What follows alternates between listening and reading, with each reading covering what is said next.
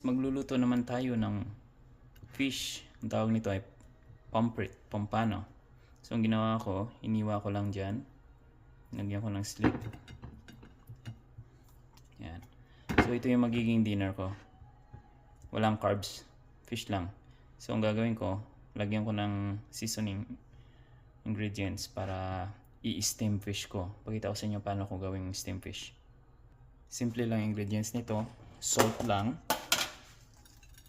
Lagay mo sa loob.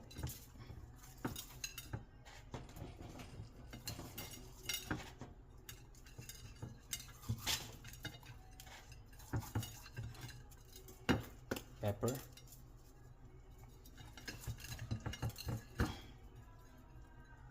Tapos lemon.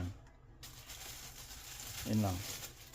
Tapos pipigain lang ng lemon dyan.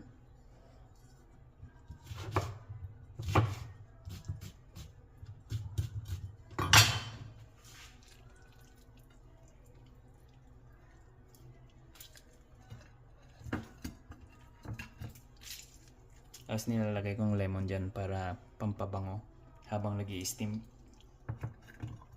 Lagyan mo rin dito sa loob. Yan.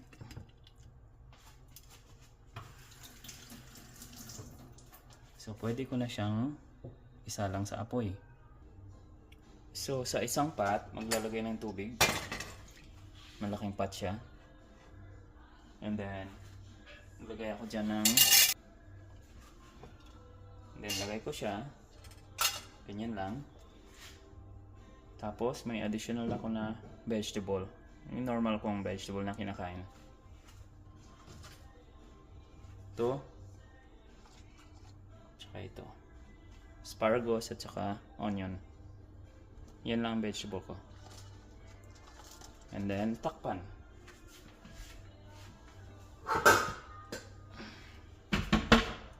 Steam siya sa low, medium heat ng 15 minutes.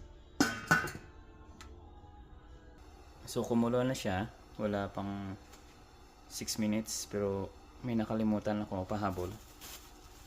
Buksan ko muna. Kalimutan ko ito, yung mushroom.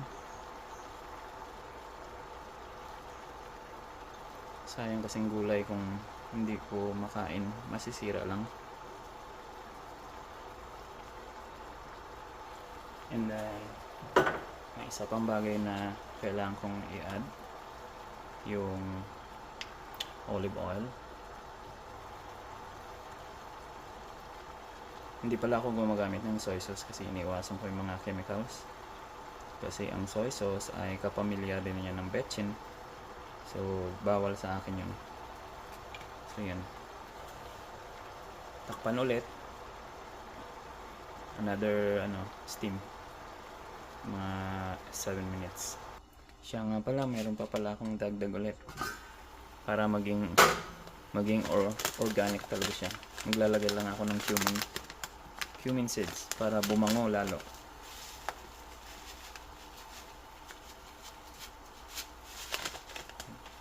Takpan ulit. So yung steam pompano, check na natin. Ganyan na siya. Medyo malambot na yung mata niya. So ibig sabihin, luto na siya. Luto na nga siya. So pwede na natin ihain at kainin. So ito na ang aking steam pompano. So ganun din. Bago kainin, lagyan ko ulit ng lemon. Yeah. So as usual, bago kumain ng protein, unahin yung fiber.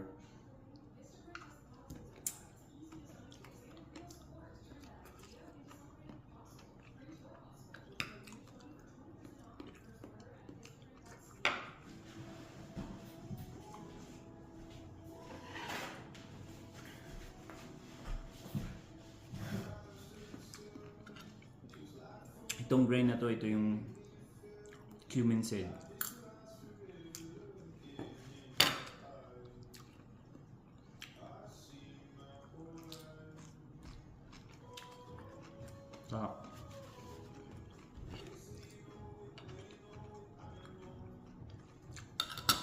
Remember, bawal ang rice.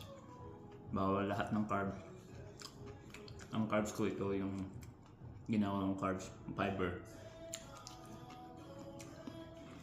So kahapon huli kong kinain yung beef. Tapos ito na naman. Bukas beef ulit.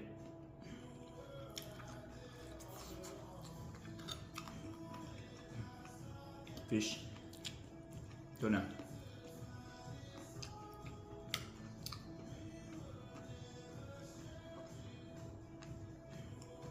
Yan.